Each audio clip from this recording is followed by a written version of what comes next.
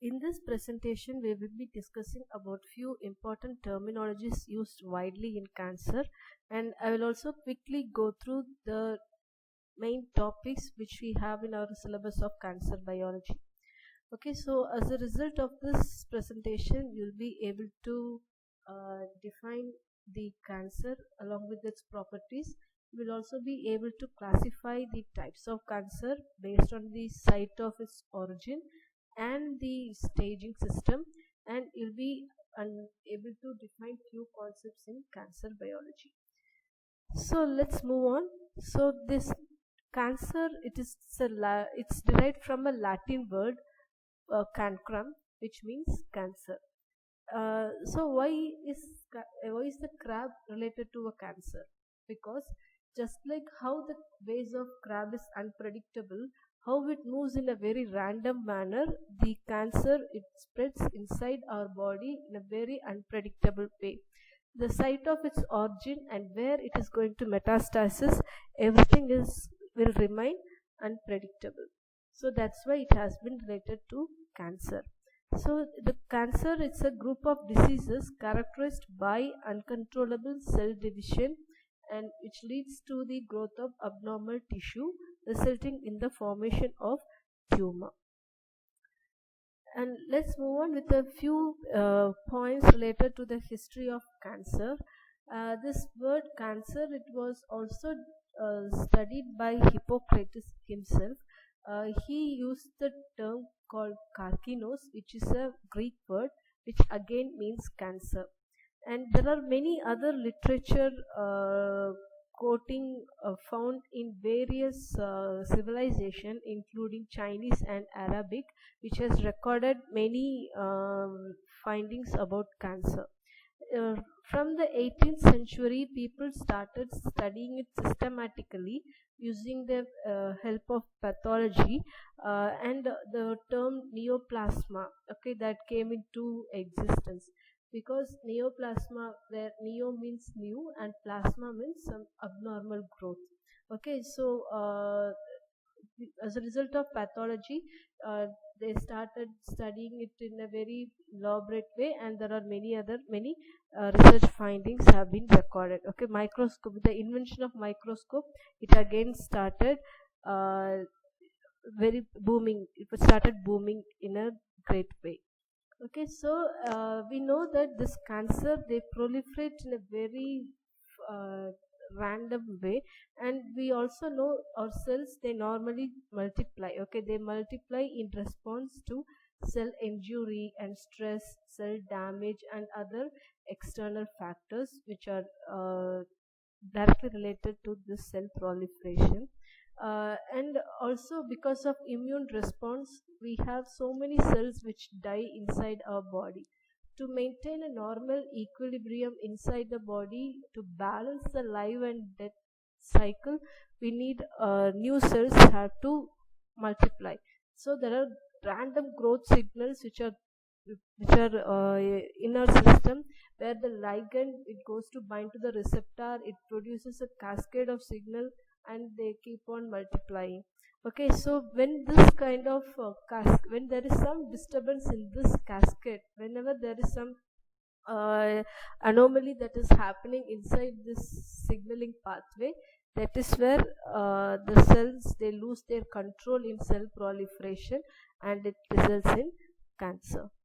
Okay, so any disturbance to this balance, it results in cancer, that is to the formation of new cell and to the dying cells. If there is any imbalances there, that may result in cancer. And we also know that the branch of medicine that deals with the study of cancer is called as oncology. Okay, it studies the etiology, that is the development of cancer, diagnosis, treatment, prevention, and whatnot. Okay, and then the word onco means tumor, and then again this tumor, which can be defined as the swelling in a part of a body without any inflammation. Generally, whenever there is any type of blood clot or any swelling in the body, definitely there will be some antigen antibody reaction taking place, which results in the formation of an inflammation. But here in the case of cancer, we do get a swelling in the body or any growth of a lump, okay, but that doesn't attract any type of immune reaction. Okay, so that is where it is getting compromised. Okay, the immune system might have been either compromised or there is no the it goes undetected. Okay, so such kind of growth is called as a tumor. So the important terminologies that is widely used here is neoplasia, and this neoplasia has been classified into benign, in situ, malignant. Okay, so depending upon the severity of the growth or the size of the growth, it is defined in this name. Okay, so benign means it is going to be like a localized growth. Okay, in situ it might have invaded few tissues. Okay, it's somewhat bigger in size and invasion will be there. Malignant means then again it is going to be called as a cancer one. Okay, cancerous one. Okay, and then here dysplasia, it is the abnormality in development or anomaly in proliferation. And here if you see this diagram, you have the basal membrane at the bottom, which is in red color, where all the epithelial cells are being arranged. So this is going to be the columnar epithelial cells, the elongated ones, and you have the squamous epithelial cell. And if you see here, there is a transition of the columnar cell getting converted to squamous epithelium cell. Okay, so this condition is called metaplasia. This similar thing is found in cancer also, where the cells they keep on transitioning from one type to another type. Okay, and then you have hyperplasia, which is it means that atypical cells with increased cell proliferation. Atypical, it is called atypical because each cell is going to be quite different from the mother cell. Normally we know that the daughter cells, they resemble the mother cell in all its way, but here there will be no such similarities. The cells they keep on multiplying in a very fast manner, and each cell is going to be different from one another in so many ways. Okay, starting from the morphology to the number of nucleus, the organelles present. Okay, everything is going to be different. Okay, and then you have the anaplastic cells. They are again poorly differentiated cells showing minimal resemblance to parent cell. That is the atypical cell. Okay, pleomorphic cell, the variation of size and shape of the cell within the neoplasm. So if you collect the sample or biopsy from one single tissue, in that particular site itself, the cells will be different than one another. Okay, they differ both in their size and shape. So again, this is the definition for cancer, which is caused by the uncontrolled growth or division of abnormal cells in any part of the body. So benign tumor and malignant tumor. Benign tumor means the cells are going to be very they have just started to divide. They haven't spread much to the nearby tissues, whereas in malignant tumor the invasion is there, and here even malignant tumor, it could be metastatic in nature also. Metastasis in the sense the tumor cells has originated in one part of the body in the primary site, and once it has grown well enough, it has entered into the blood vessel, it has been carried out over by the bloodstream, and it has been deposited in some other part of the body to form a secondary cancer or a secondary tumor. Okay, so that is metastasis. So benign tumor, they are rarely a threat, whereas malignant tumor are life threatening. So this particular slide I have taken from the course era, where introduction of cancer biology. So here if you see on the basal membrane, the epithelial cells are arranged in an orderly manner, and once one cell undergoes a mutation, and that particular cell, it has started to divide upon receiving some kind of growth signal, and it has started to proliferate.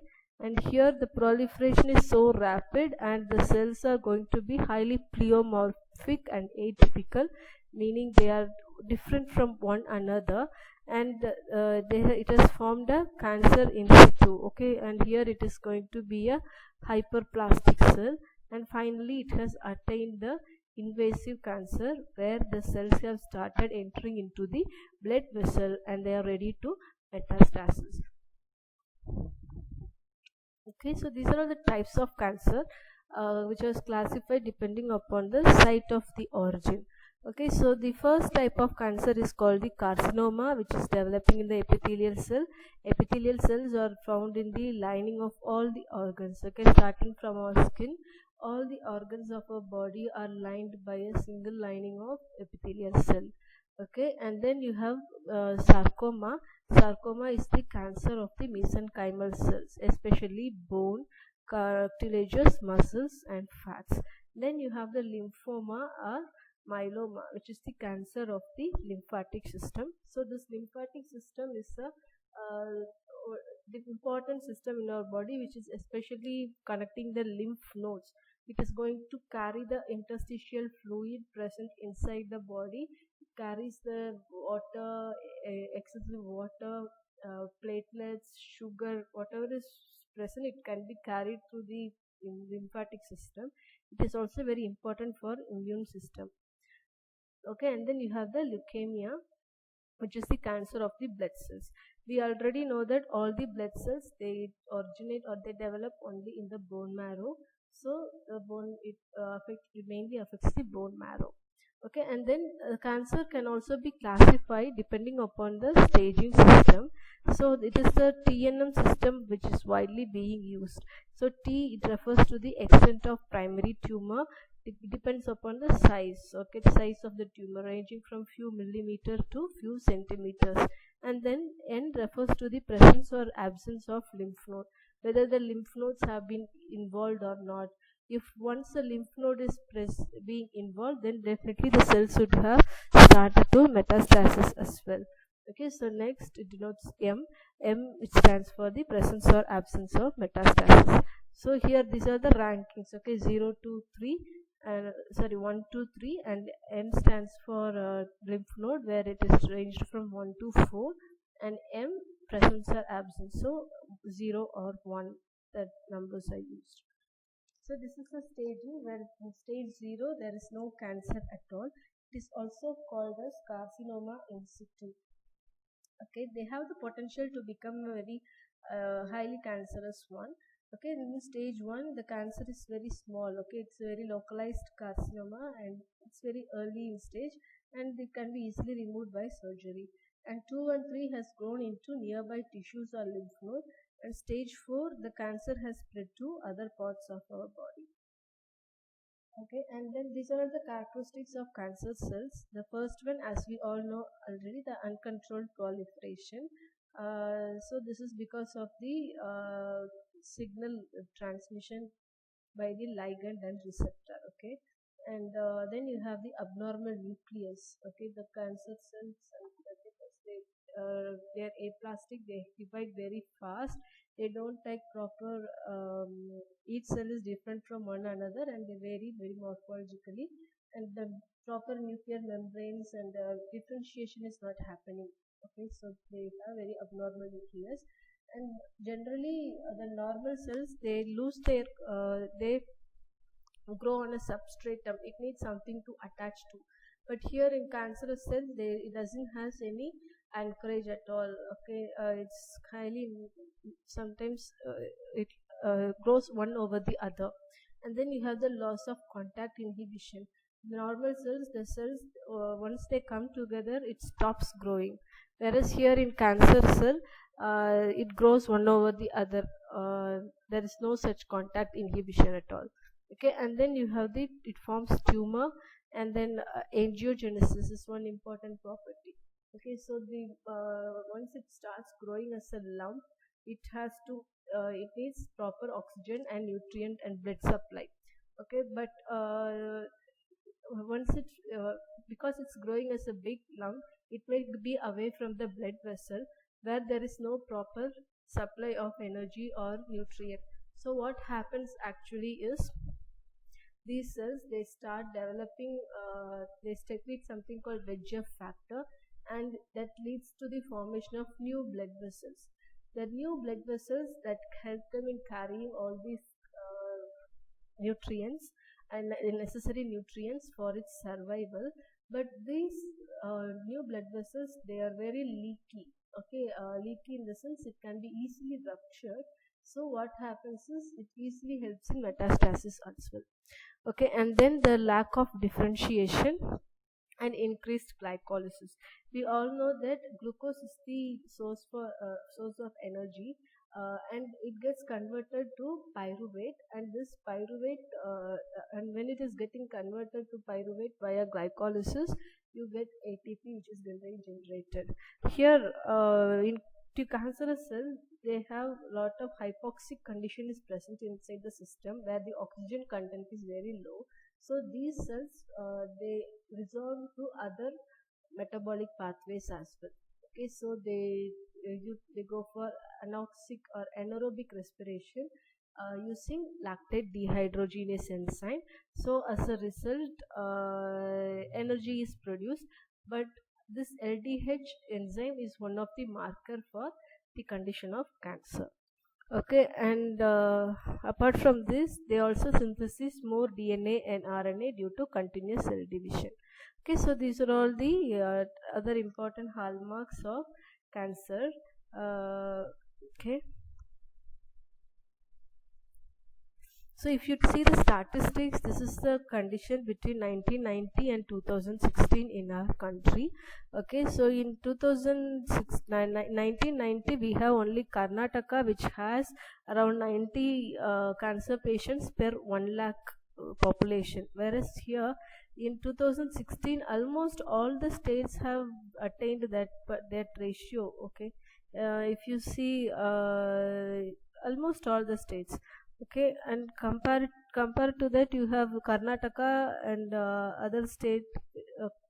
Karnataka and the UP is going to have more rate of cancer incidence, and the leading ones will be Kerala and Mizoram. Okay, so this high rate there, it could be due to the increased rate of fertilizer usage. Already we know that Kerala is associated with the use of glyphosate and endosulfans and all, so that such kind of that could also be a reason for cancer, high number of cancer in these states, because they also practice more agriculture. Okay, and here this is the difference between the normal cell and cancer cell. Okay, and treatment. If you see the treatment, this could be this can be removed surgically or by radiotherapy and also by chemotherapy. Apart from that, we also have immunotherapy and gene therapy.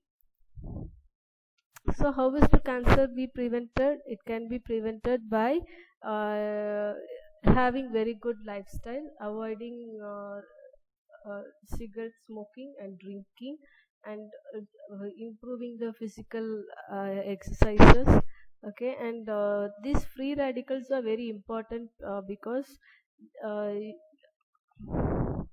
we need these free radicals are getting generated inside our body whenever we go through stress or any other cell injury.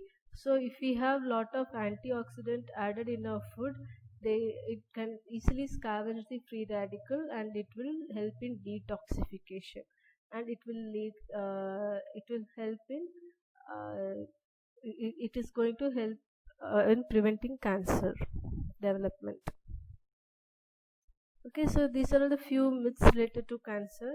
Cancer is not contagious, and biopsy, it will never disturb the cancer cell. It will only help in diagnosis, but it will never help in disturbing the cancer cell, and there is nothing that can be done for treatment of cancer. But cancer is curable if it has been diagnosed in the very early benign stages. And there are symptoms and signs for cancer. It can be either localized symptom or it could be systemic symptoms. Okay, so these symptoms, it should be only monitored. Okay, you should be there are many people who, even in spite of getting symptoms, it has been mistaken. Okay, some people, they get a headache very often, but they just think it as a headache. They don't get the bigger picture of the reason behind the headache. Okay, so With this, we come to the end of this